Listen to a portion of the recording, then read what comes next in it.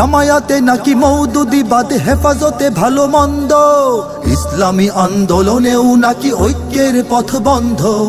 আরো কিছু দল যে কারো সাথেই ক্ষমতায় যেতে অন্ধ। এসব আমার কথা নয় ভাই, নিজেদের দ্বিধাদ্বন্দ্ব। একে অপরেতে এত জ্যোতি থাকে রেশারেশি বদনাম, শত বছরেও ঐক্যের বাণী হবে না সফল কাম।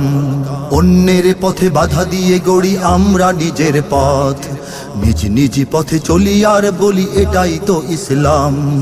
অন্যকে বেশি হিসাবে না গুনে জামায়াত নাকি ভাবছে, যোগ বিয়োগের কৌশলে তারা ক্ষমতায় চলে যাচ্ছে। হেফাজত ভাবে ভোট কম বেশি আমাদের আছে জনতা, বড় দল নেবে আমাদের টেনে দেখাবো তখন ক্ষমতা। ইসলামী আন্দোলন ভেবেছে তাদেরই অনেক দাম, অবশেষে তাই আমরা হারাই একসাথে ছালা আম।